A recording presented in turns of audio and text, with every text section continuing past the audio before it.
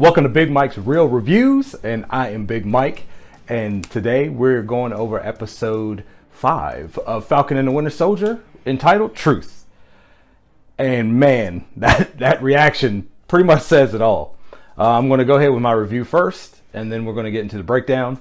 My review of episode 5, I'd once again give this one a 9, maybe 9.5 again. There's a lot to unpack. There's a lot to unpack in this episode. But let me get to my review first. 9.5. I thought the episode was very good. It started off very action-packed. We slowed down a little bit to get more story, a little bit of backstory, on everything. Sam goes back home, which we saw in the trailers, which is not a spoiler yet. The episode played out very well. I mean, we got a lot setting up for episode 6 here, for the final episode of The Falcon and the Winter Soldier. It's very hard to talk about this episode without spoilers. So right now, you know what I'm going to do? I'm just going to go ahead and drop that spoiler warning. You have been warned. I'm about to talk Falcon and the Winter Soldier episode 5, Truth. And yeah, we're going to get right into it. So if you haven't seen it, just come back to the video. If you don't care about spoilers, keep watching. Here we go. It starts out right where episode 4 left off, where we see John Walker. He's, running from the scene of, his crime. And, he ducks off into this warehouse, which we also saw in the trailer. Also the trailer for episode 5, where he's confronted by Bucky and Sam. And at first they were trying to talk him down. Even Sam was like, hey, look, man, you made a mistake. We're going to work this out. Just give yourself up. And then Sam was like, you're going to have to give me the shield. And then Walker's like, oh man, this is what you were here for. This is all you wanted.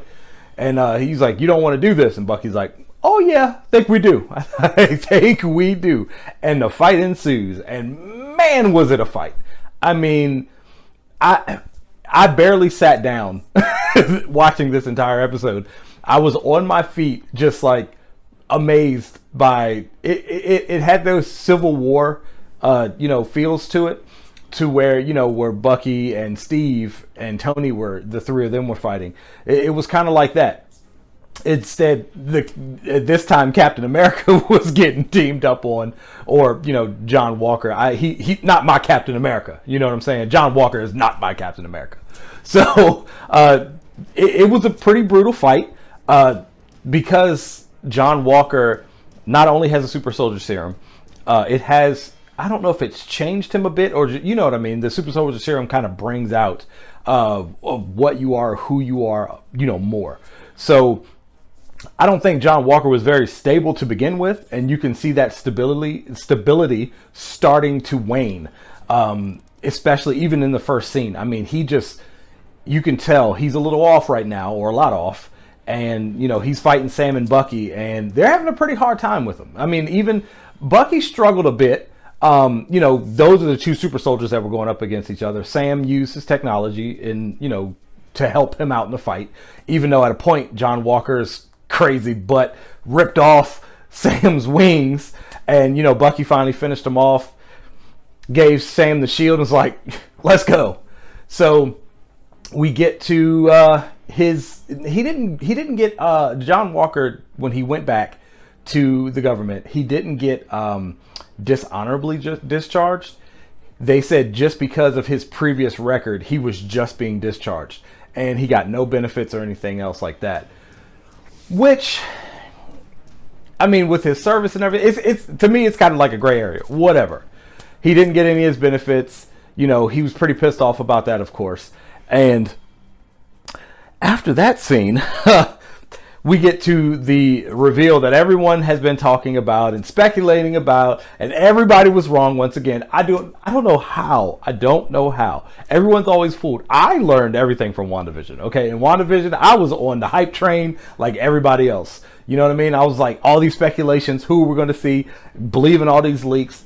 Man, every leak I ever saw was wrong. Julia Louis-Dreyfus comes out when John Walker, after his trial, is sitting there with his wife, and she walks out and reveals herself. Now, if you have Google, of course, but if you read the comics, you know her character is Madam Hydra. She gave him a card that had nothing on it and told him, picking up that shield was the second best thing you've ever done.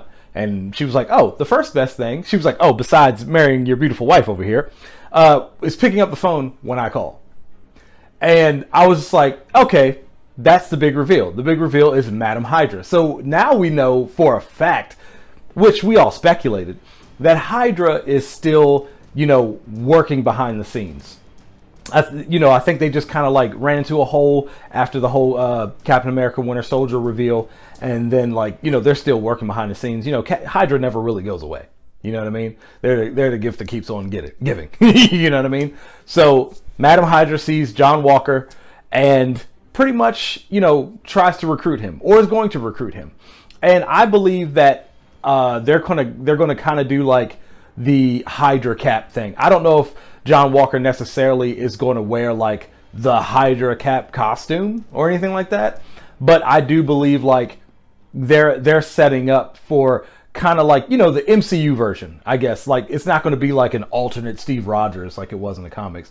I think they're going to kind of integrate U.S. Agent with Hydra cap. That's what I think is going to happen here. So then we get to Sam. He visits Isaiah Bradley. Now that scene was hard. I'm not even going to sit up here and lie. That scene was hard. He goes back to Baltimore. He sees Isaiah Bradley, and they actually have like an in-depth chat. And Isaiah Bradley, of course, I mean, he's very, very just like disgruntled about everything. And I mean, he has every right to be. He even explained to Sam like how the Tuskegee Airmen were treated. How he even gave a little more backstory about what happened to him. He said they were all given different variations of the super soldier serum and told it was tetanus shots. When his unit was captured, and he overheard the brass telling them that they were just going to bomb the whole place, the POW camp, like killing everybody because they wanted to hide the evidence. And Isaiah Bradley was like, evidence? He's like, those were my men. Those were my brothers. That was not evidence. He said, so I broke out one night, saved them, brought them back. He was like, and what did that get me? 30 years of being experimented on. He said his wife passed away while he was in jail. He said the only reason that he actually got out was because a nurse took pity on him, okay, and declared him dead. All the letters that his wife had been writing him for all these years, they never let him see. She had them all in a nice little box for him and gave them to him, and just basically let him go and declared him dead. And Sam was trying to say, hey, let's get your story out. And the world's different now. And Isaiah Bradley's like, oh, you really think so? He said, if you out me, do you really think that I will make it past the next day? He was like, nothing has really changed. And he also said something that hit Sam really hard too, when he was like, no self-respecting black man would take up the mantle of Captain America. And that kind of hit Sam hard because he kind of wants to embrace it and change the whole thing behind, how America did a lot of the black soldiers back then, and always have tried to bury the history. Because even Isaiah Bradley, mentioned that. He said they've been doing that for 500 years, trying to bury our history. So that hit Sam pretty hard, and then he goes back home. He goes back home to Louisiana, and we get a taste of him and his sister again trying to save their family business. And Bucky actually shows up to help, which was cool because we got some actually, even though they won't admit it, it was a little friendship building between Bucky and Sam after this whole thing. Oh, I'm sorry. Before Bucky I got a little ahead of myself. So before Bucky gets to Louisiana, we get a scene where Zemo is in Sokovia and he's visiting the memorial. Like he in the previous episode, or episode 3, I believe, where he mentioned to Sam and Bucky, or he asked them, had they even gone back and went to the memorial for Sokovia. So Bucky realized he'd probably find Zemo there, and he did. And that's where we got the scene from even the original trailers where Bucky pulls the gun on Zemo. There's no bullets in it, but we get a little more backstory about that because it's really cool. So we don't know what Bucky's going to do at this point. Zemo even said, you know what? I'm not even going to kill you. Because he can actually see that Bucky's, changed. He's not the Winter Soldier anymore. He can kind of see how Bucky is handling himself. what I really did like was also Bucky made amends with Io and the Dora Milaje, because that whole scene was setting up for him to call in the Dora, which they did show up with Io, and they actually took Zemo into custody, which was their initial plan all along, and that kind of made amends. You know, it healed that relationship between Io and Bucky, because we saw in the last episode, she said, "Bast damn you, Barnes," or James. She didn't even call him White Wolf at that point. Bast being the panther god that the Wakandans, of course, worship. And, you know, she was like, "Damn you, James. Bast damn you." So, you know, that made amends. She called him White Wolf again. And Bucky asked for another favor. Because when he shows up to Louisiana to help out Sam and his family, he has a case with him, a Wakandan case. And, of course, I don't think there's very, you know, much speculation here. Even at, you know, the end of the episode where Sam opens up the case, we know what's in there. So, which is kind of cool that Sam's Captain America costume, wings, everything else is made by Wakanda, because now we know that it's going to have like the vibranium weaving, which we know they weave in their clothes. The wings will be vibranium. No one's going to be able to just rip his wings off like John Walker did earlier in the episode, because his suit is going to be made of vibranium, just like his shield. So that's a really cool part, you know, coming up. So I kind of got a little ahead of myself. So yeah, so let's rewind back. We got some, you know, cool scenes with Bucky helping out Sam's family in Louisiana.